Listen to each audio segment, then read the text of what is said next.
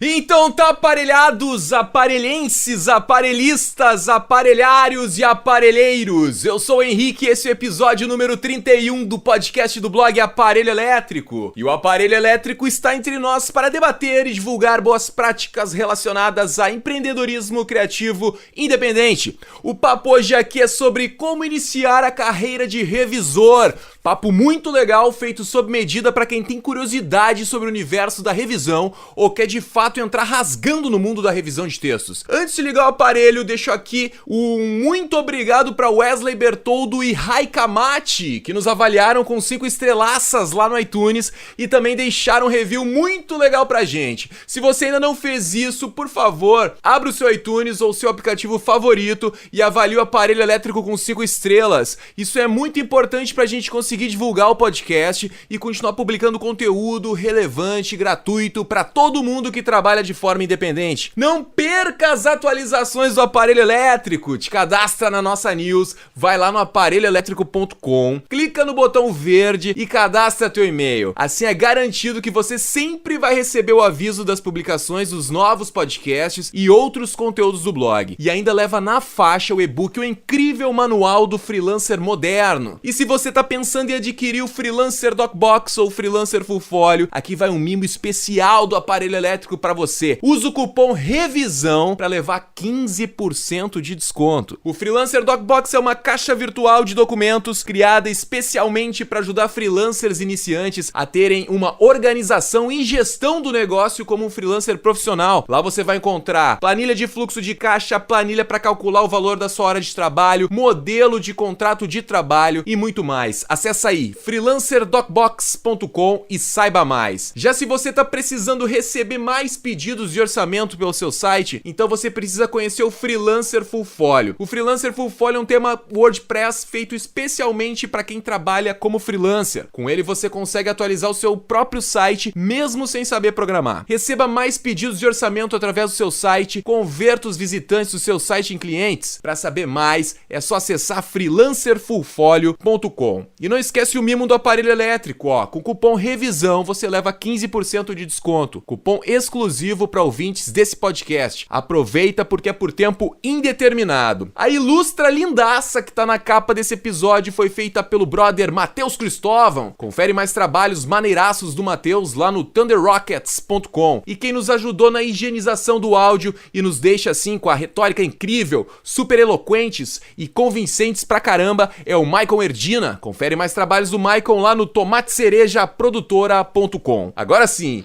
vamos ligar o aparelho revisor.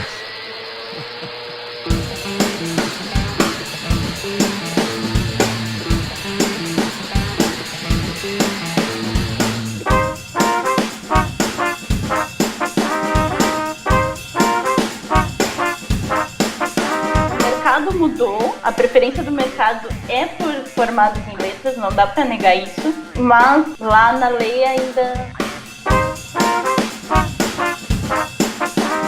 Preciso estar com o português devidamente ajustado, rola uma pressão assim, porra, a mina é revisora, olha o jeito que essa mina tá escrevendo, que absurdo.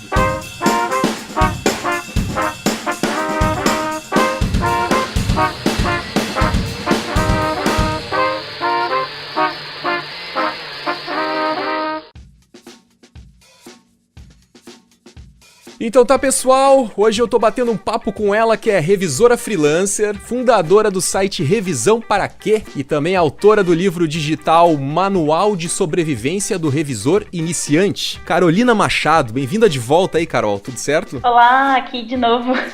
Vamos bater um papo aí sobre revisão. E hoje a gente vai falar sobre como iniciar a carreira de revisor. Já vamos lá, mas antes deixa eu só falar uma coisinha.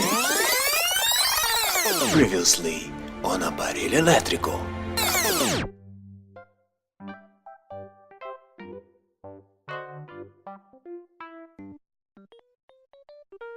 Mas antes da leitura dos comentários mais votados no Discuss, lembrando que se você quer que seu comentário seja lido aqui no programa, assim que você ouvir esse episódio, já passa lá no aparelhoelétrico.com/podcast, entra no post desse episódio e deixa a tua mensagem. Assim você aumenta a chance do seu comentário ser um dos mais votados lá no Discuss, e então a gente lê ele aqui. E se você não tá afim de comentar, passa lá mesmo assim, pega algumas dicas com o pessoal que comentou e vota nos comentários que você mais curtiu. Assim você ajuda a gente a escolher os comentários do próximo programa. E o tópico do episódio 30 foi cidades para profissionais independentes. A gente falou sobre a cidade de Lisboa, e quem ranqueou alto por lá foi a Manuela Freire Lopes. Muito bom esse podcast. Como disse anteriormente, já morei em Lisboa, no começo do século, entre parênteses. Ai, falando assim, sinto-me super velha. Era o início da web e o que aprendi trabalhando lá, numa agência de design, foi de grande valia. Sempre vou à terrinha, pois meu pai é português e tem família no Porto, mas gosto muito mais de Lisboa. Quando estive aí, agora em junho, fiquei um pouco surpresa em como o preço do aluguel subiu. Pra quem vai morar sozinho já fica salgado. O ruim de a cidade estar na moda é isso. Muita procura para pouca oferta. De qualquer forma, ao ouvir essa conversa, me deu vontade de tentar repetir a experiência. Aí o comentário da Manuela Freire Lopes. Carol, tu sentiu essa escalada de aluguéis? Tu já tá aí em Lisboa há quase um ano, né? Vai fazer um ano, Mas eu tive aqui antes, né, também pra ficar uns dias e conhecer, né, a cidade e tudo mais. E sim, realmente dá pra sentir muita diferença. Apartamentos que tu via por 600 euros há 2 anos atrás, hoje é 900, 1.000 euros, dependendo da região, né? Tá mais complicado sim, até porque com esse boom de turismo e não sei o que mais, Airbnb tá ficando muito forte, aí tira muito alojamento local, mas realmente subiu bastante de 2 anos pra cá, assim. Espero que não continue escalando, né? Acho que ainda é bem pagável, dependendo do patamar profissional que a pessoa tá. E escolhendo a região também mais em conta, às vezes consegue bons negócios. O Airbnb, ele é mais procurado pra hospedagens de curta estadia, né? O teu apartamento que tu mora hoje, tu locou ele por intermédio de uma imobiliária? Não, é direto com a proprietária. Até tinha um agente imobiliário, digamos assim, ajudando a proprietária, mas isso porque eles tem alguns outros investimentos juntos e coisa assim, então ele tava fazendo como uma cortesia. Mas o meu contrato aqui é direto com a proprietária mesmo. Mesmo assim, não tem muita diferença entre negociar com a imobiliária e direto com o proprietário, pelo menos até então que eu tenha visto, não tem muita diferença de preço. Legal. E o teu apartamento, tu aluga por mês, né? Eu lembro que na Austrália era tudo por semana, né? Países na Europa, eu acho também, né? Tudo por semana, se eu não me engano, né? Na Irlanda era mensal e aqui mensal também. Nunca vi ninguém pagar por semana, mas pode acontecer, dependendo de quem é o senhorio também, né? De quais são as políticas dele. Às vezes ele vem de algum país, por exemplo. Se o senhorio é australiano, talvez ele venha com essa cultura de cobrar semanal e aí tu te sujeite a pagar semanalmente, né? Porque como tem muito estrangeiro aqui também, às vezes pode variar nesse sentido. E qual que é a configuração desse apartamento que tu mora hoje aí, Carol? É um banheiro, um quarto, sala, cozinha? Aqui a classificação dos apartamentos é tipo T0, que é estúdio, kitnet, JK, essas coisas assim que chama no Brasil. T1, que é um quarto, T2, 2 quartos, T3, 3 quartos e assim por diante. E aí aqui é um T1, a gente tem um quarto, sala, banheiro, cozinha. Não é enorme, mas é bem confortável, assim, não dá pra reclamar. Legal. As pessoas podem pesquisar em sites também, se botar imóveis Portugal, por exemplo, no Google vão achar bastante imobiliário ou sites desses que agregam várias imobiliárias também. É tranquilo de achar e aí dá pra ter uma ideia das regiões e quanto custa e o tamanho dos apartamentos também, consegue informações mais precisas. Eu imagino que, tipo, o cara tem que saber barganhar também, né? Se tu vai ficar uma longa estadia, tu vai alugar 1 ano, tu vai alugar 2 anos, com certeza esse valor tu pode barganhar, tu pode pedir pra baixar, né? Já se tu vai ficar 1 semana, 10 dias, né? Isso aí o pessoal tem que estar alerta, né? Também a questão da região, né? Pra baixar o valor.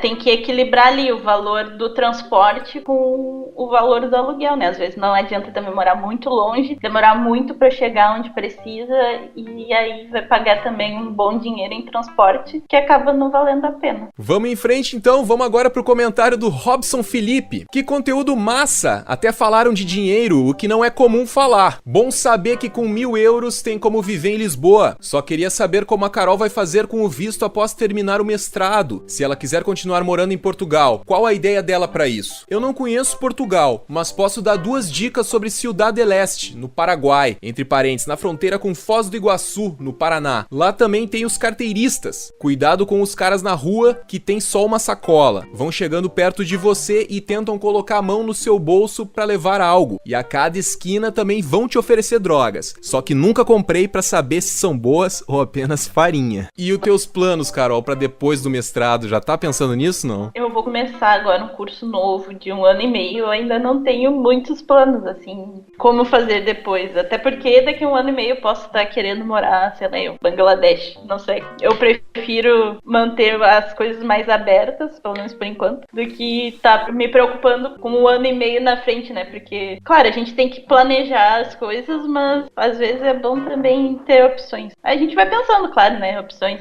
fazer outro curso, ou arranjar um emprego para se regularizar, ganhar a cidadania lá por contribuição social. Tem opções, né? Mas ainda não tenho um plano muito bem definido em relação a isso. Posso estar querendo voltar pro Brasil também na altura, né? Então, realmente não sei ainda. Sobre os 1.000 euros, é importante destacar que cada um tem sua realidade, seu custo de vida. Às vezes eu gasto mais que 1.000 euros, dependendo do que eu faço no mês. Se quer viajar, não sei o que, já é um outro valor, né? E também que eu divido os custos com o meu namorado, o que baixa um pouco o custo de vida, né? Já que a gente divide conta, divide aluguel e tudo mais. Mas, assim, se for morar sozinho, provavelmente vai sair um pouco mais, assim. Uma solução, digamos assim, pra isso pode ser dividir casa, né? Porque aqui é bem comum, assim, essas repúblicas de estudantes e tal, como é no Brasil, aqui também tem. O pessoal divide casa, o Uniplaces até que eu recomendei, tem muito mais casas pra dividir do que casas individuais, por exemplo.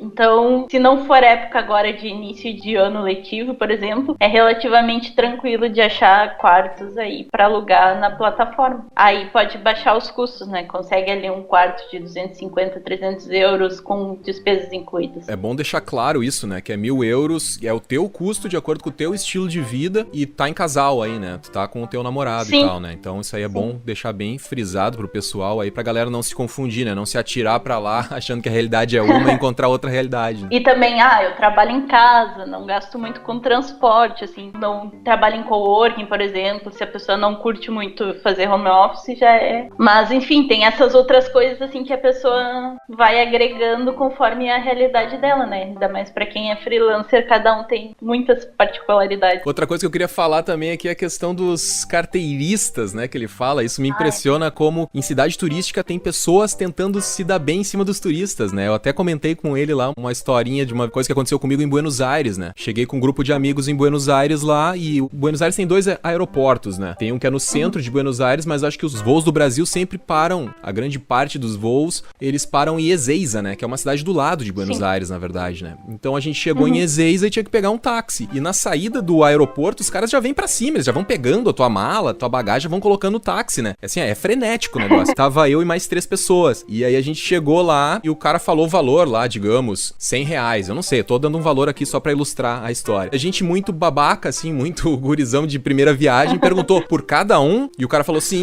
cada um. Então a gente pagou 400 pau pra ir de Ezeiza até o hotel que ficava no centro de Buenos Aires, né? E a gente, tá, beleza, até então tava tudo bem, ok, é o preço, faz parte, né, não sei o quê. E aí na volta, a gente pediu pro cara da recepção do hotel chamar um táxi pra gente. Chegou o táxi, a gente perguntou o valor, né? E daí o cara falou, R$100. Daí a gente falou, cada um? Não, R$100 paga tudo.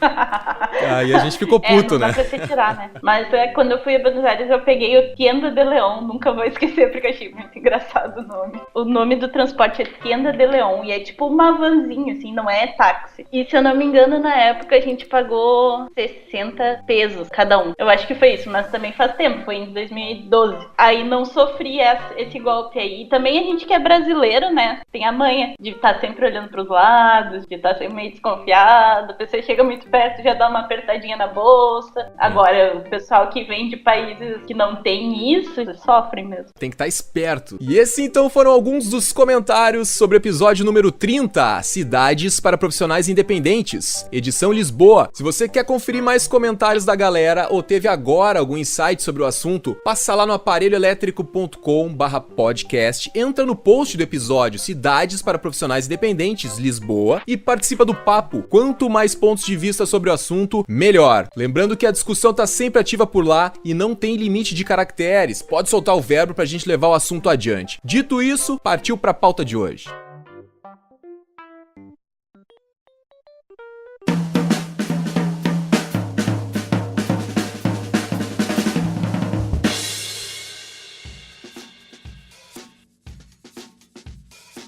Eu recebo direto mensagem de uma galera que quer trabalhar de forma independente, mas não sabe que profissão seguir. Em alguns casos, o pessoal não sabe nem mesmo que tipo de profissão suporta o formato de trabalho freelancer. São várias as especialidades que suportam o formato de trabalho independente. Mas hoje, especificamente, a gente vai falar sobre como iniciar a carreira no mundo da revisão de textos. Quem sabe aí depois desse podcast você não decide virar colega de profissão da Carol. Hã? Que tal? Repassando então aqui as credenciais da Carol. A Carol é revisora freelancer, fundadora do site Revisão Pra Quê e também é autora do livro digital Manual de Sobrevivência do Revisor Iniciante. Carol, conta pra gente aí, abre a caixa preta, como é que tu foi parar assim no mundo da revisão de textos? Eu entrei na faculdade de letras já sabendo que eu queria trabalhar com revisão. Muito embora eu ainda não estivesse muito certa de que eu iria fazer letras. Mas como acabei entrando para letras, eu pensei, não, vou ser revisora de texto. Aí, no segundo semestre da faculdade, acho que recebi aí de alguma agência de estágio, alguma coisa assim, um e-mail de recrutamento, aquela coisa, né, padrão, sobre uma vaga para estagiário de revisão numa editora em Porto Alegre. Nisso eu me candidatei, fui chamada para entrevista e tal. No dia anterior, eu peguei na faculdade umas gramáticas, umas coisas assim, e fui lá estudar umas coisas que eu não sabia muito na época,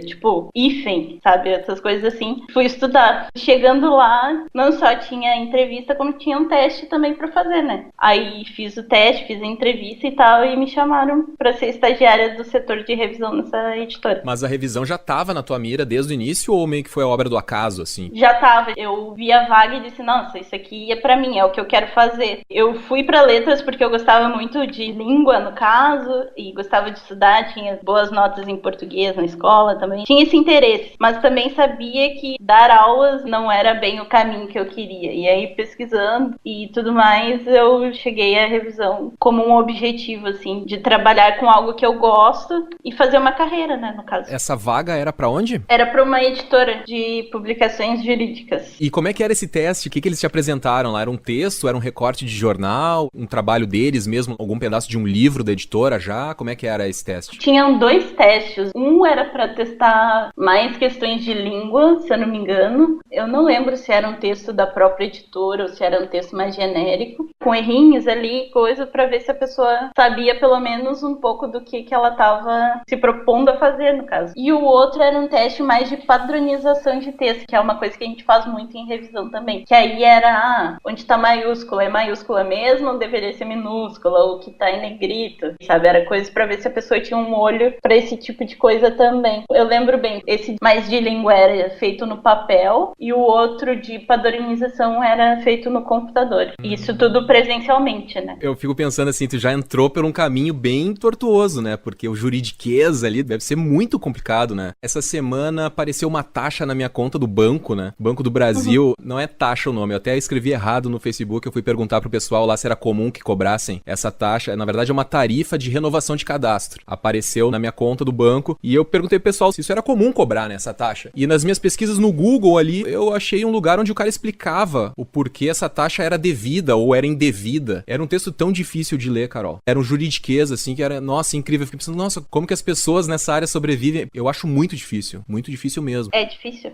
E mesmo tendo essa experiência, esses dias eu tava pesquisando sobre impostos e não sei o que. Nossa, eu não entendia nada. Isso que lá a editora tinha também textos contábeis, que era muito ligado a essa legislação de impostos e coisa assim, sabe? A parte onde eu trabalhava. E eu também, tipo, não conseguia entender quase nada. As leis, então, é horrível. Não tem pessoa que não tenha estudado ali, se leu quantos anos em direito tributário e contabilidade, não sei o que vai entender aquilo numa primeira leitura, assim, porque é muito jargão, muita frase truncada, muita coisa assim que eles escrevem lá de qualquer jeito. E muitas vezes não tem nenhum tipo de revisão, sabe? Eles publicam do jeito que tá, com os erros que estão, e do jeito que tá, fica. Mas no início, eu, na verdade, comecei mais ajudando as outras revisoras com o controle de pauta, que eles tinham lá um programinha, e aí eram 2 estagiárias do setor. Eu trabalhava de tarde, outra estagiária trabalhava de manhã, e a gente mais controlava o trabalho das revisoras mesmo do que fazia qualquer outra coisa. Depois de uns meses, assim,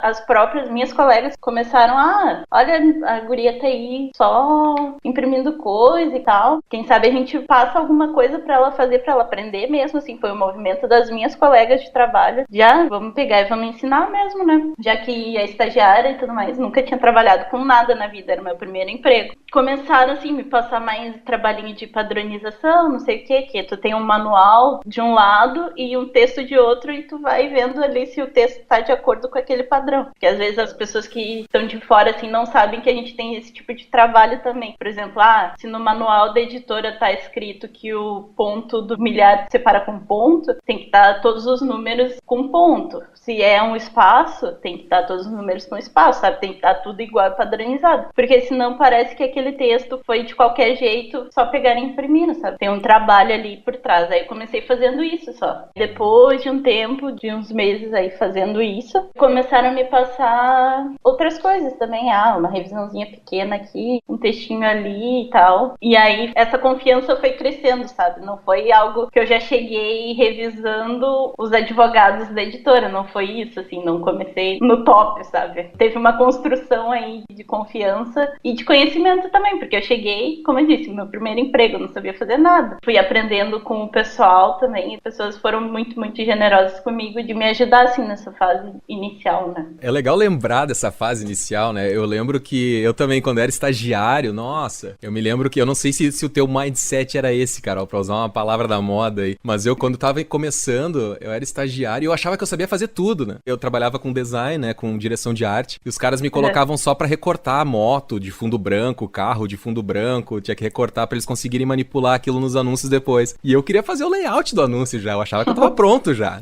Tô pronto, deixa eu fazer o layout. E é engraçado como hoje eu penso, nossa, eles seriam muito irresponsáveis se eles tivessem me passado um layout de um anúncio, sabe? Que tem um monte de pessoa olhando. Não, o cara tem que começar baixinho, vai com calma, faz parte do processo, tem que criar um alicerce, né? Não adianta tu querer atropelar o caminho, né? Tu aprende não só das pessoas criticarem teu trabalho, como de observar qual é a postura de outros profissionais. Eu tive a sorte de trabalhar com pessoas realmente fantásticas. Tu observar a postura do profissional, como ele lida quando o autor do texto, por exemplo, tá argumentando contigo, tu tem que ter uma firmeza naquilo ali que tu tá mudando, tu tem que ter muito conhecimento, tu tem que fazer muita pesquisa. É todo um ambiente de trabalho que tu acaba absorvendo, sabe? Não é só aquele trabalhinho ali, não é só colocar o hífen nas palavras, é toda uma mudança mesmo de comportamento, de ter noção de que tu tem uma responsabilidade, né? É incrível, assim, como a gente cresce, mesmo nesses pequenos trabalhos que nos deixam fazendo só coisas repetitivas e chatas muitas vezes, a gente tem como conhecer muita coisa, descobrir muita coisa que a gente não fazia nem ideia de como funcionava.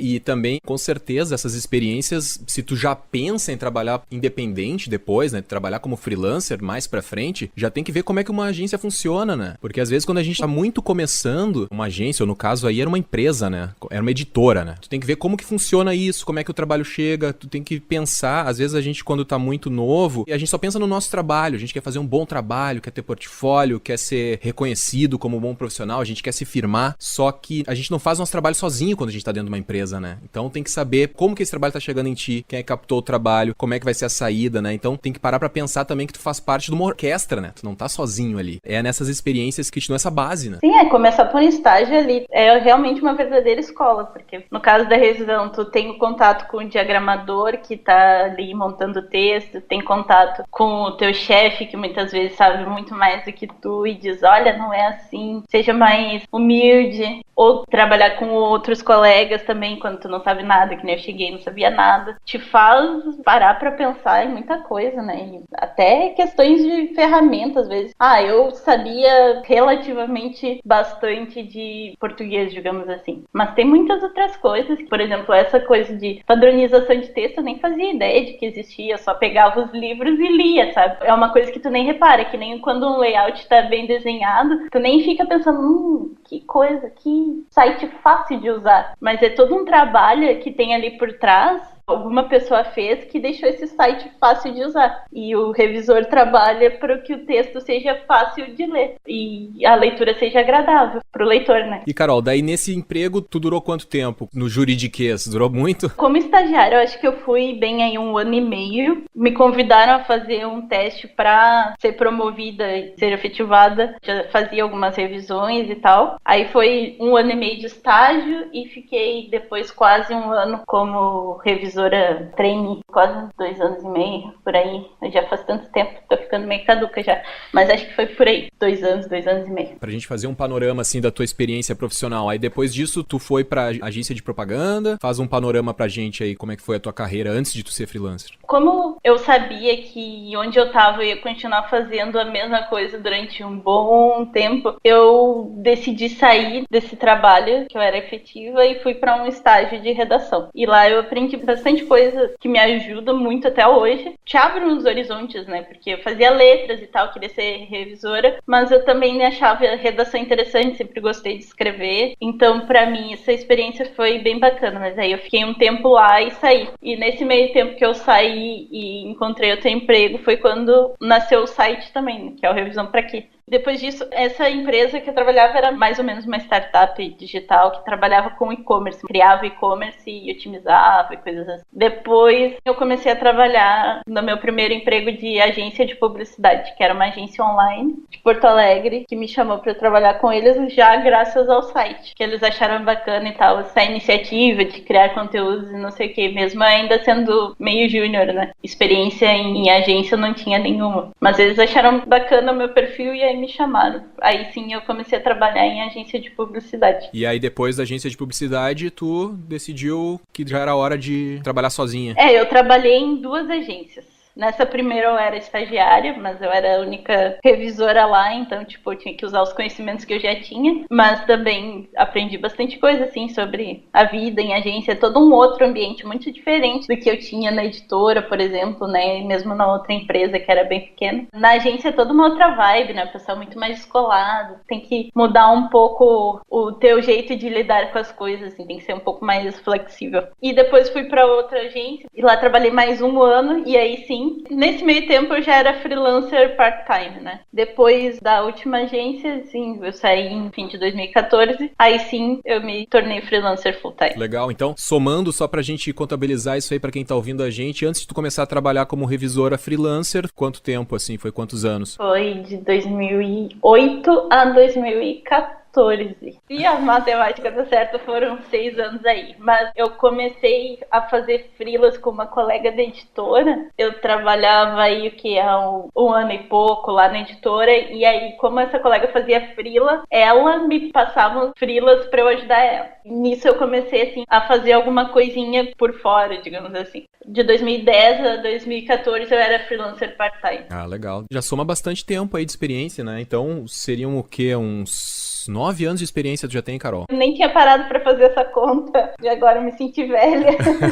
Não, velha não, experiente, Carol, experiente. Foi engraçado até quando eu fui efetivada lá na editora, a chefe geral das revisões, ela me chamou porque ela não sabia que eu tinha 18 anos na época que ela me efetivou. E aí ela ficou preocupada como eram textos jurídicos, não sei o que, é uma responsabilidade, né? Tu tá lidando ali com leis e coisas, tu não pode sair mudando o texto legal, por exemplo, era um texto fixo, não podia mudar. Aí ela me chamou pra conversar, ela, olha, tu tem ideia, não sei o que, eu não sabia que tu tinha só 18 anos, blá blá blá, tu tem ideia do que tu tá fazendo, tu sabe que tem responsabilidade, não sei o que, eu, não, tranquilo, acho que eu consigo, mas assim, sempre tive muito apoio da minha chefe de revisão e das minhas colegas mesmo, elas eram muito queridas, assim, não posso reclamar, o pessoal sempre me ajudou muito e muito do que eu sou hoje, eu com certeza devo a ela. Não, e é importante de deixar registrado no podcast isso, porque muita gente fala comigo, manda mensagem, manda e-mail, contato no Facebook e diz que quer ser freelancer, só que não sabe qual que é a especialidade, né? E já quer ser freelancer imediatamente, assim. Eu entrei na faculdade, eu já quero ser freelancer, eu sempre digo, cara, de repente é melhor tu pegar uma experiência experiência no mercado ainda, vai trabalhar numa empresa pra conhecer pessoas, olha só que bacana essa experiência que tu teve. Isso aí às vezes se perde se tu vai trabalhar imediatamente, né, sozinho. E tu vai, acho que, patinar muito mais se tu começar trabalhando de cara sozinho, porque tu não tem noção de processos, não tem noção de organização. Então, por mais chato que seja, eu acho que tem um lado que é recompensador, né? Porque além de tu adquirir experiência onde já tá rolando o trabalho que tu quer, que tu tem interesse de fazer, tu vai fazer contatos, que é muito importante também, pra depois o pessoal te passar trabalho, né? Pra tu ter trabalhos também pra conseguir comprovar a tua experiência, né? Não adianta só a Carol chegar e dizer no site dela, eu tenho 9 anos de experiência. Não, peraí, como é que tu comprova a experiência? A Carol também tem um blog pra comprovar a experiência dela, né? Essas coisas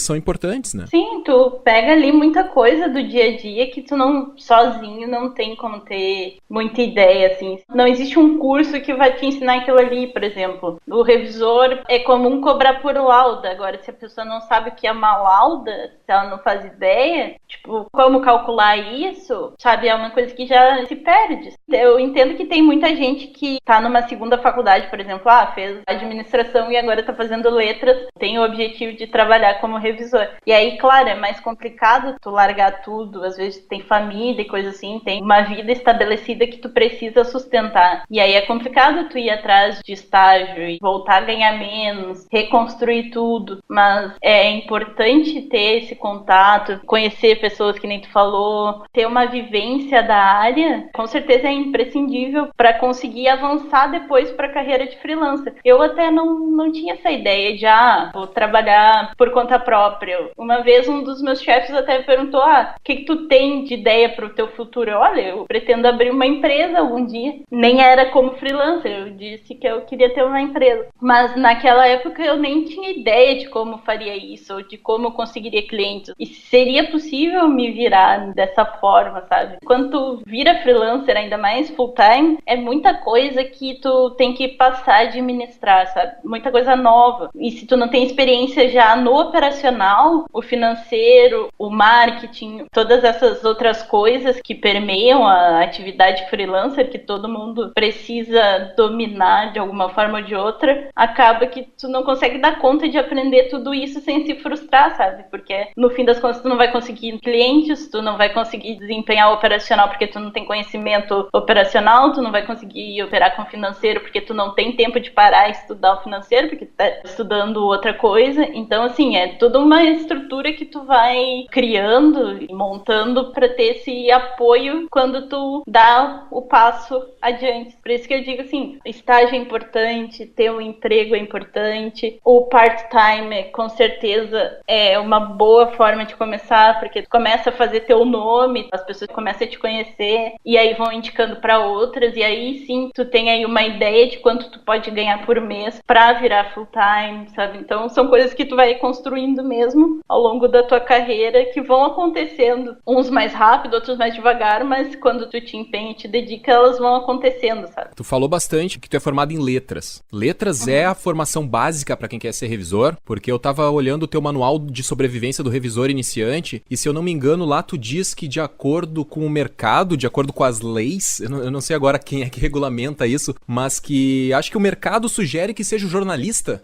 Sim. Como é que funciona? É o Código Brasileiro de Ocupações, que é o CBO. Ele não tem uma ocupação específica de revisor. A ocupação de revisor é uma subdivisão da ocupação de jornalista, porque, sei lá, 1940, quando eles criaram essa categoria, só jornalista revisava, porque era o copydesk do jornal ou da revista, coisas assim, sabe? É uma lei bem antiga que até hoje não mudou. O mercado mudou, a preferência do mercado é por formados em letras, não dá pra negar isso, mas lá na lei ainda continua uma ocupação do jornalista. A gente também pode lembrar que o jornalismo não é mais regulamentado, né? Então, tecnicamente, todos podem cumprir atribuições de jornalista, muito embora nem sempre se recomende, né? E nesse vespeiro eu não vou meter minha mão de regulamentação, não. É, complicado, né? Mas então tá, a pessoa que se sentir capacitada para ser revisor, ela, claro, tem que correr atrás de muito conhecimento, não é assim, qualquer pessoa pode ser, né? Eu acho que quando fala em revisor, eu imagino, né? Daí é da minha cabeça também que seja uma pessoa que goste muito de ler e de escrever também, né, Carol? Como é que tu consegue identificar uma pessoa que ela pode ser uma boa revisora ou não pode ser uma boa revisora? O que tu conseguiria me dizer a respeito disso, assim? Batendo o olho na forma como ela escreve, eu já poderia dizer se ela tem condições de conhecimento prático para revisar, sabe? Às vezes a pessoa tem muito conhecimento implícito da língua e escreve bem. Em geral, pela escrita, a gente consegue identificar, assim, se a pessoa realmente tem ali algum talento que ela pode desenvolver com estudo ou se realmente não é para ela, talvez devesse procurar outra coisa para fazer. Mas sim, é preciso gostar muito de ler, porque afinal de contas a gente passa o dia lendo, basicamente, e escrever também é importante, porque muitas vezes a gente tem aí algum trabalho de reescrita e pensar em alterações, em como deixar aquele texto melhor e tal, é um exercício de escrita, embora muitas vezes a gente só mexa uma ordem de palavras, mas aquilo ali tu escreveu aquela frase na tua cabeça, né? Montou aquilo ali e às vezes é só uma inversão que já melhora muito a fluidez da frase, por exemplo.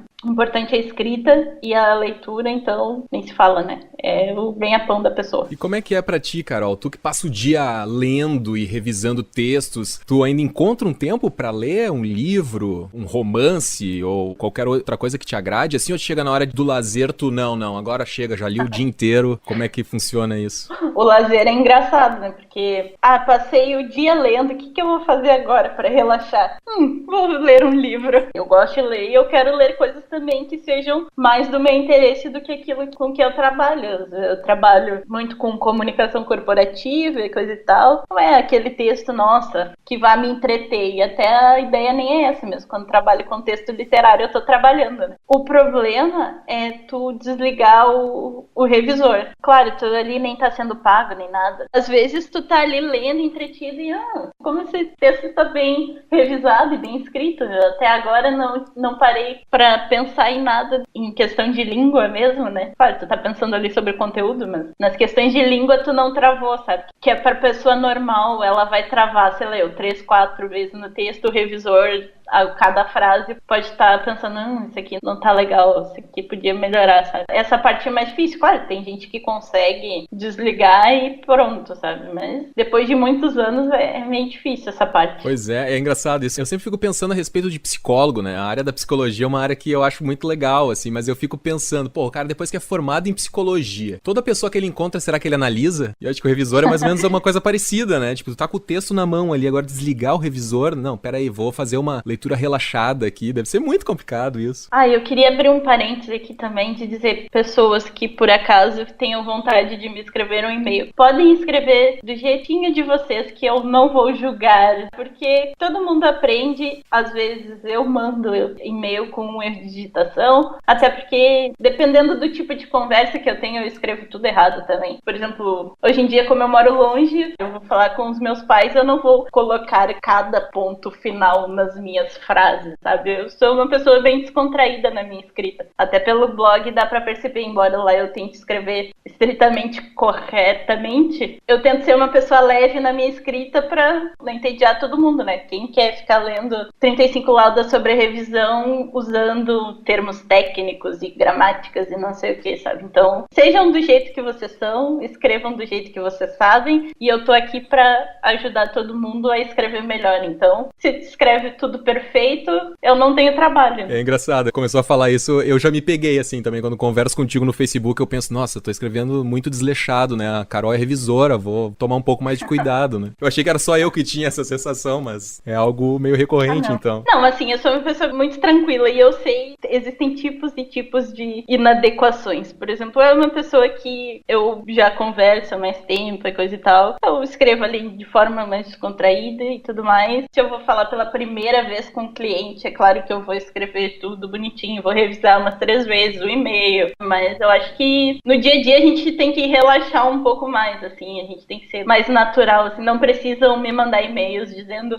senhora excelentíssima, cara Carolina, não precisa, eu sou uma pessoa, assim, bem direta, bem tranquila em relação à comunicação, sei quando a pessoa tá cometendo desvios de propósito, inclusive, sei quando a pessoa tá errando porque ela realmente não sabe, mas, assim, em geral é bem tranquilo, podem relaxar e escrever como vocês sabem e não tentar forçar uma uma formalidade, às vezes eu recebo muito e-mail, assim, muito formal, sabe? E não é meu jeito de escrever, eu até acho engraçado, né? Senhora Carolina, não sei o quê. Tento trazer as pessoas pra mais perto, assim, por meio da minha escrita, né? E às vezes acho engraçado, mas esse era o meu recado, assim, podem escrever do jeito que sabem, que eu tô aqui pra ajudar com o que não sabem. Legal isso, Carol. E pelo outro lado também deve ser complicado, né? Pelo lado da revisora, né? O teu lado também. Rola uma pressão, assim, de tipo, estou escrevendo no Facebook para responder alguém. Eu preciso estar com o português devidamente ajustado. Rola uma pressão assim, porra, a mina é revisora. Olha o jeito que essa mina tá escrevendo, que absurdo. Deve ser foda isso, né? É, complicado. Ainda mais tem pessoas que realmente não entendem de contexto, sabe?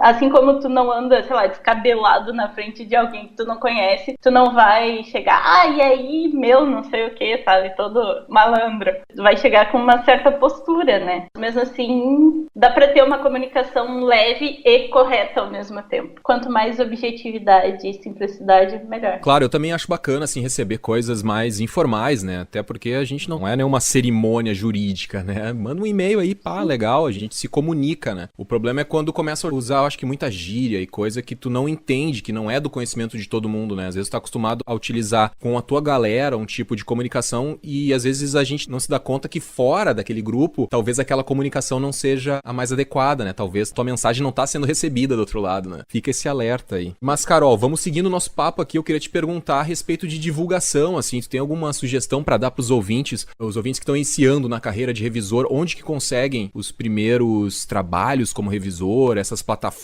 É um bom lugar para começar, plataforma de job para freelancer? O que tu recomendaria nessa questão aí? A forma como eu comecei foi excelente, né? E eu sei que nem todo mundo tem essa oportunidade de ter alguém ali te ajudando e te ensinando de perto. Essas plataformas, tem muita gente que reclama, que é leilão, que paga muito pouco e não sei o quê, até muita vaga mesmo. Vaga para revisor é complicado de conseguir um bom salário. Para quem tá começando, qualquer experiência que tu vai ter ali vai te contar muito, né? Vai ser muito significativo pra tu ter realmente o que mostrar, que nem tu falou. Tem 9 anos de experiência, mas experiência em quê? O que tu fez na tua vida durante esses 9 anos? E aí tu ter ali alguma coisa pra mostrar acaba sendo um diferencial, né? Na época que eu comecei, não tinha tanta plataforma e não tinha tanta oferta. Hoje em dia parece que as pessoas estão um pouco mais preocupadas em revisar, até por causa dessa questão de marketing de conteúdo e coisa assim. Então, assim, pra quem tá começando, talvez valha a pena dar uma olhada nessas plataformas. Não descarta, assim, porque paga pouco, porque não sei o quê, porque às vezes é ali a tua única oportunidade de começar. Se tu não pode ter um estágio, se não pode trabalhar na área durante a faculdade, por exemplo. De algum jeito tem que começar, né? Então, não sou totalmente contra a plataforma e também não sou totalmente crítica das vagas que não pagam tão bem, assim. Mas também tenho a ideia de que se a pessoa não paga tão bem, ela quer um júnior, e se ela quer um júnior, ela não pode exigir tanto, né? Todo freelancer deve divulgar seu trabalho de alguma forma na internet. Assim como eu criei um blog, porque revisor não tem portfólio, não tem um produto que mostrar. Ele vende um serviço muito intangível, assim, ele vende credibilidade, ele vende um texto fluido, bom de ler. É complicado, né? Assim, como tu consegue mostrar lá teu processo de criação de uma marca, por exemplo, o revisor não pode fazer esse tipo de coisa, porque tem contrato, tem termo de confidencialidade, não pode sair mostrando assim pro mundo o que tu fez nos textos, né? Pela tua escrita já é uma grande coisa tu mostrar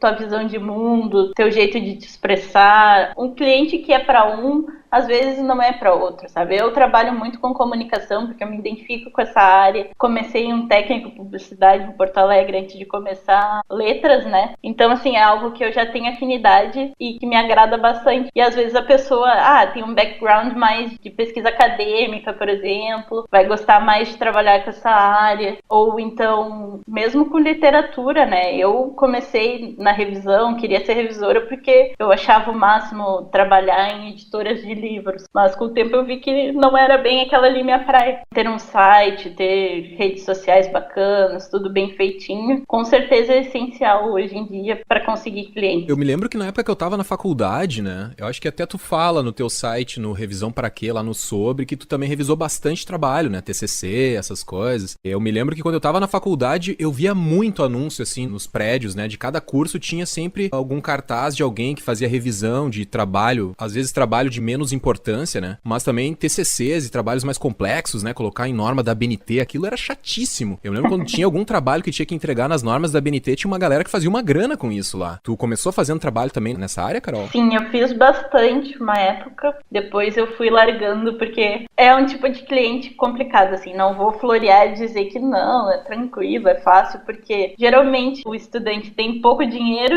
e muita pressa. Para revisor iniciante, ter pouco dinheiro até não é tanto problema. A pressa aí tem que administrar, né? Mas a coisa boa desse tipo do estudante, do tipo de cliente, é que ele também não exige do revisor. Nunca alguém cujo trabalho eu tenha revisado, por exemplo, me pediu currículo ou coisa assim. Foi alguém que me indicou e não sei o que. A pessoa chegou, tu faz? Faço. Então tá, é tanto. Beleza, posso pagar. E assim foi, sabe? E Carol, me fala um pouco assim a respeito de como é que é o fluxo de trabalho, assim. Um cliente te procurou para fazer a revisão de um material. No que tu te baseia para fazer um orçamento e como é que é o fluxo, assim? Eu quero entender como é que é na prática. O cara fez um orçamento, daí tu pede o trabalho para olhar e aí, para revisar isso aqui eu vou te cobrar tanto. Como é que é mais ou menos o processo de trabalho, assim?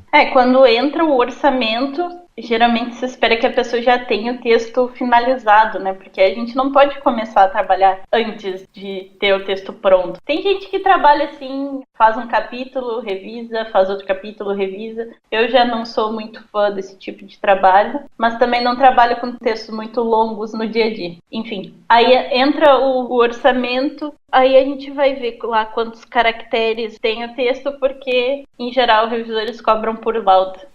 E o que é uma lauda? É um conjunto de caracteres, um número de caracteres específico. Cada revisor pode ter o seu, não é algo que existe uma regra definida ou algum parâmetro de lei que tem que seguir. Não, isso não existe. Então, vai lá, olha o número de caracteres, avalia a qualidade do texto, né? Porque, embora a gente cobre por lauda, a base tem que ser o tempo de trabalho que tu vai gastar ali, né? Um texto que pode levar, sei lá, um mês revisando, talvez não valha a pena cobrar a mesma coisa que tu cobraria de algo que tu fosse fazer mais rápido. É importante avaliar essa parte, avaliar o prazo também, né? Se vai ser preciso deixar alguma coisa de lado para cumprir o prazo, por exemplo. Com essas informações, tu monta um orçamento, né? Aí manda o orçamento, o cliente aprova, começa a trabalhar, recebe um sinal daí, Carol, como é que é mais essa parte financeira? O sinal é importante. Eu, por exemplo, trabalho com metade antes, metade na entrega, porque aí, né, o prejuízo não é tão grande assim se a pessoa resolve não pagar, né? Porque eu já tomei calote, sim. Então, o sinal realmente importante, assim, eu acho que... Não sei se tem alguém que não trabalhe com esse tipo de segurança como freelancer, mas para os revisores eu recomendo que sempre cobre, assim. Tem gente que cobra 30%, eu trabalho com 50%, mas cada um pode estabelecer aí o que achar melhor, né? Eu já tentei trabalhar com pacotes de horas para clientes recorrentes, por exemplo, não deu certo. Já tentei cobrar por palavra também, não rolou muito bem, mas aí tá. Tem o sinal, depois é começar a sentar a trabalhar, né? Eu tava vendo, né, no livro, tu tem umas dicas ali pra quem, por exemplo, tá revisando no Word, né? Engraçado que eu só sei escrever no Word. Até ontem eu tava escrevendo a pauta aqui pra essa conversa de hoje. Eu apertei algum Ctrl ou alguma coisa aqui que ativou um negócio de revisão e eu não conseguia desligar no Word. Eu sou muito nulo no Word. E eu acho legal que tu também passa algumas dicas, assim, né? Até, eu não sei se eu vi isso no Revisão, no teu blog, ou se eu vi no livro. Mas então tem todo um processo, né? Tem coisas que tu precisa mostrar pro cliente, né? O que eu tô tentando pegar agora de ti é como é que tu mostra pro cliente o que tu mudou. Se ele mandou pra ti um arquivo, e aí tu vai mandar pra ele o mesmo arquivo, e nesse mesmo arquivo vai estar tudo sinalizado o que tu alterou, ou simplesmente vai mandar um arquivo novo e ele só vai ver o novo, e se ele quiser saber o que tu mudou, vai ter que buscar o arquivo antigo. Como é que é isso, pra saber o que foi alterado? Tem gente que não gosta de trabalhar com o controlador de alterações do Word, e aí manda pro cliente limpo, só com tudo já feito, e o cliente, se quiser saber, aí ele usa a ferramenta de comparação do Word, que aí ele cria lá as alterações controladas, comparando as duas versões. Tu tem que dar uma aulinha pro cliente, então, também. Sim, é sempre. Mesmo que eu use alterações controladas, por exemplo, existem diversas formas de visualização dessas alterações controladas. Então pode ser visualização embutida, que fica tudo meio atrapalhado ali, fica tudo no texto que tu deletou, fica com uma risca no meio, o que tu inseriu fica com sublinhado, de cor diferente, né? E tem aí depois outra visualização é em balões, que aí tudo que tu deleta aparece numa coluna ao lado do texto, fica mais fácil do cliente interagir com aquilo ali. Então isso aí a gente tem até um tutorial lá no site mostrando como lidar com essas alterações controladas, porque quase ninguém conhece, a não ser que alguém que já trabalhe mesmo em editoras ou mais na área de comunicação também, algumas pessoas já conhecem, então aí é mais fácil. Mas em geral também não tem muito mistério, sabe? Explorando os 5 minutos ali do Word, tu vai conseguir lidar com as coisas super bem, assim. O que eu vejo é que muitas vezes as pessoas não têm muita curiosidade de mexer na ferramenta, né? O Word é todo, que nem tu disse, assim, todo mundo sabe mexer de abrir e escrever um texto, botar um negrito, um itálico e coisa assim, que muitas vezes tu até nem precisa que seja o Word, né? Eu faço muitas coisas no Office, eu gosto mesmo dessa plataforma. Como é muito flexível, eu consigo fazer muitas coisas que eu imagino de uma forma fácil, como montar coisas no PowerPoint, assim, e fazer tabelas no Excel. Agora que eu tô aprendendo mais, até não sabia mexer direito, tô me interessando mais porque eu vejo como facilita o meu trabalho, assim. Mais o operacional mesmo, assim, de Excel, não é tanto de revisão. Não recebo muitas planilhas para revisar. Mas o operacional, sabendo mexer ali, me ajuda em muitas coisas. E muitas vezes as pessoas têm o uso básico só, mas para revisão, pelo menos do Word, eu aconselho que a pessoa conheça e mexa e vá procurar conteúdo na internet para dominar essa ferramenta, para chegar alguma coisa na tua mão, que às vezes até é um problema, o arquivo tá se comportando de uma forma esquisita, tu não sabe porquê, e às vezes é só tu ver ali que tá com uma quebra de página em vez de quebra de coluna ou coisas assim, sabe? Começar a identificar quais são esses problemas e como resolver. Às vezes é uma coisa besta, assim, que tu consegue resolver pro cliente, ele fica, nossa, como tu conseguiu fazer isso, sabe? É um reconhecimento que tu tem por uma coisa boba e que às vezes te fideliza o cliente te indica para outras pessoas por uma coisa que era só tu explorar um pouco e conhecer melhor aquilo com que tu tá lidando no dia a dia, né? Eu tava pensando, tu tava falando aí sobre softwares, né? E me ocorreu o negócio dos corretores ortográficos, né? Tá certo esse termo? Eu prefiro chamar de verificador, porque ele não corrige automaticamente. Ele verifica o que pode estar errado e te pergunta se tu quer corrigir, né? Ok. Eu sabia que tinha alguma coisa estranha, né? Nesses termos.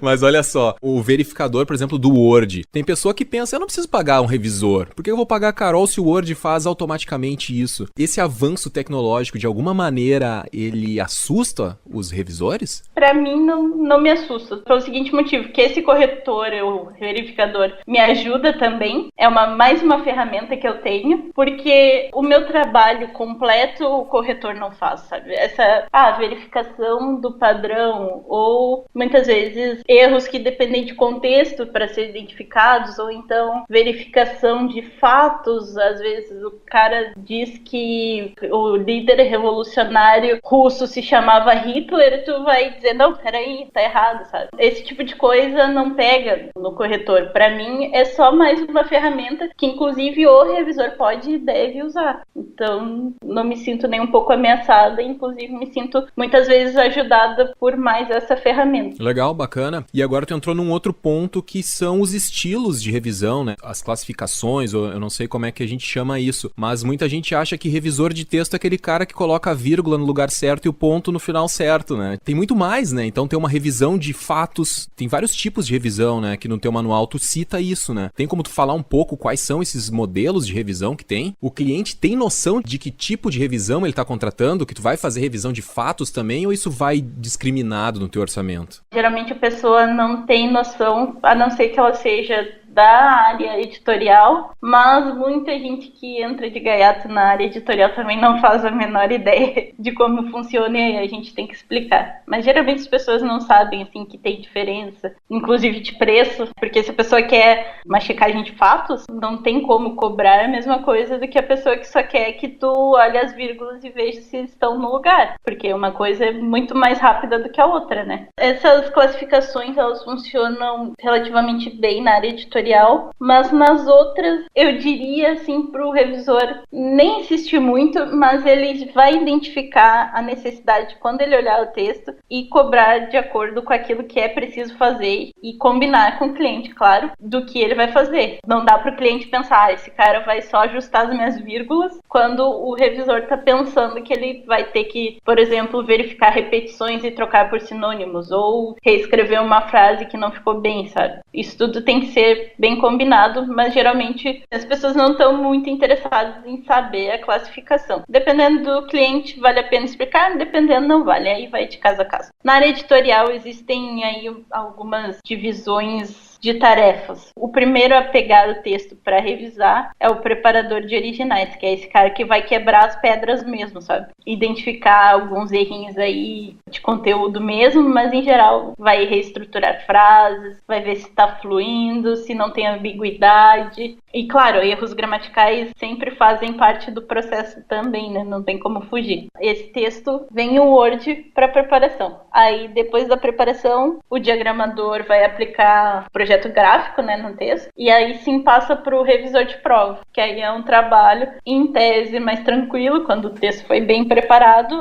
a revisão de prova vai ser mais tranquila, e é feito em PDF, com sinais de revisão ou não, vai do processo. E aí sim, o revisor de prova ele tem umas atribuições também específicas. Por exemplo, ele vai verificar se o cabeçalho está correto, se a numeração de página está batendo, se sumário, miolos, o número das páginas estão corretas, se os negritos estão bem aplicados, se os itálicos estão bem aplicados, se a hierarquia dos títulos está correta mesmo, se tem todas as partes do livro estão presentes, por exemplo, se tem folha de rosto, se já tem o sumário mesmo, ou prefácio, essas coisas assim. Tudo isso é o revisor de prova que verifica também. E aí, na parte textual, ele tem um texto já mais trabalhado, mais tranquilo, que ele vai ver o que passou pelo preparador, né? Muitas vezes passa coisas de ortografia, concordância, vírgulas, essas coisas. Pode ser que o revisor precise também intervir dessa forma, mas é esperado do revisor de provas que ele não faça tantas alterações quanto fez o preparador, porque senão é um retrabalho também, né? O preparador, em tese, ele deve ter a competência ali dele para trabalhar bem aquele texto e aí passar adiante para eventuais falhas e tudo mais, mas assim, não espere que vá reescrever frases, por exemplo, na parte de revisão, que não é essa ideia. Se não foi feito um bom trabalho na etapa anterior, seja preciso, aí é caso a caso também, né? É mais ou menos essa a diferença entre dois tipos de revisor de texto, né? Aí também, quando está traduzindo uma obra estrangeira e é um texto técnico, existe também o revisor técnico, que aí é um especialista da área, muitas vezes professores, que vai olhar e vai dizer, não, o tradutor talvez tenha escolhido um termo não tão adequado aqui, pode mudar dessa forma, a área usa dessa forma, mas aí é uma revisão técnica de conhecimento bem específico. Não é algo que deva mexer muito no formato do texto, por exemplo. Não é da competência desse tipo de revisor ver se as concordâncias estão corretas, no caso. Legal, Carol. Deu uma aula pra gente hoje aqui, hein? Vamos falar um pouco do teu livro, né? Que tu escreveu aí, Manual de Sobrevivência do Revisor Iniciante. Pra quem quiser se aprofundar mais, então a Carol tá vendendo esse livro aí, Manual de Sobrevivência do Revisor Iniciante. Quem for comprar o livro, Carol, vai encontrar o quê? E de que maneira esse livro pode ajudar aí as pessoas a se iniciarem na carreira de revisor? Assim, ele é muito da minha experiência como revisora. É algo um pouco pessoal, mas que tenta também generalizar para dúvidas que eu respondi ao longo desses anos, né? Que o blog existe desde 2011. Então, tem muita coisa ali que eu respondo todos os dias para as pessoas que têm dúvidas também. Então, é mais ou menos nesse sentido. Eu busco orientar mais no sentido de como esse profissional pode se comportar diante do mercado, como ele pode fazer para cobrar dos clientes, para conseguir clientes, né? Para se mostrar no mercado de trabalho mesmo, assim, sempre com esse foco mais no freelancer, porque as vagas CLT em revisão, no caso, são meio raras no Brasil, assim. É mais esse tipo de coisa. Não é um manual de dúvidas de português, por exemplo. eu acredito que seja um bom complemento a cursos de português que a pessoa faz pensando já em ser revisora, que geralmente não ensinam essa parte prática de mercado, né? Que eu vejo uma lacuna muito grande, assim. Durante muito tempo eu respondi para as pessoas,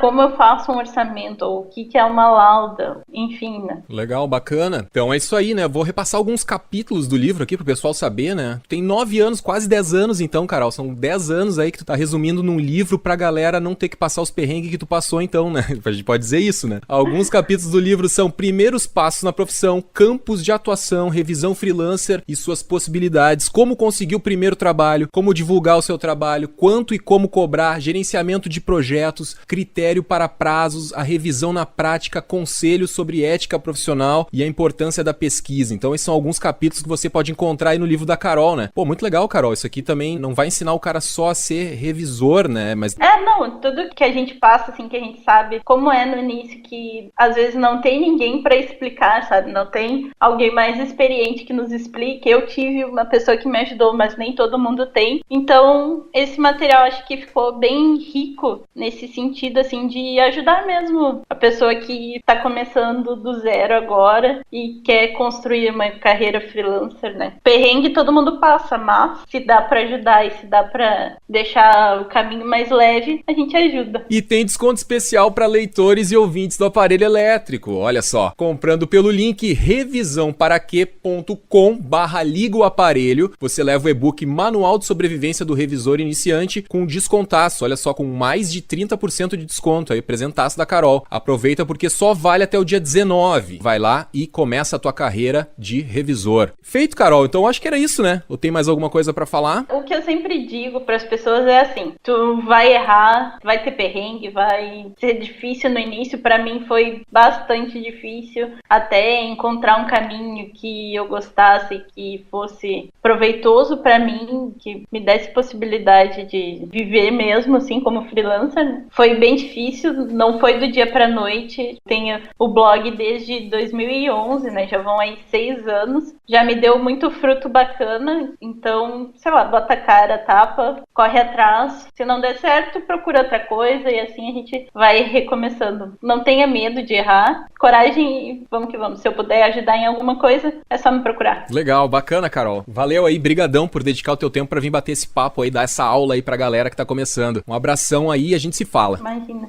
Tchau, tchau. E esse então foi o episódio de número 31 do podcast do blog Aparelho Elétrico. E esse papo continua lá nos comentários do blog. O que você achou desse episódio? Pintou alguma dúvida? Tem alguma dica pra compartilhar com a gente? Então dá um olá pra gente lá nos comentários e vamos levar o assunto adiante. Se você gostou desse episódio, curta e compartilhe o post nas suas redes sociais usando a hashtag Liga o Aparelho. Assim a gente pode ir lá te agradecer. E também avalie a gente com 5 estrelas no iTunes ou no seu aplicativo favorito. Lembrando que depois da música de encerramento tem as comicidades e fatos curiosos que foram limados na edição final desse episódio. Então fica aí. Interaja com a gente também nas redes, no Facebook, Instagram e SoundCloud é Aparelho Elétrico e no Twitter é @Liga o Aparelho. Reforçando para você ir lá conhecer o e-book da Carol, o Manual de Sobrevivência do Revisor Iniciante, através do link exclusivo revisãoparaquê.com/Liga o Aparelho, você adquire o e-book com mais de 30% de desconto. A promo é válida só até o dia 19 de setembro. Aproveita essa, jovem, dá o pontapé inicial e começa a tua carreira no mundo da revisão. Lembrando que todos os links citados nesse episódio estão na descrição do post lá no blog do Aparelho Elétrico. Feito! Era isso, um abraço e até mais!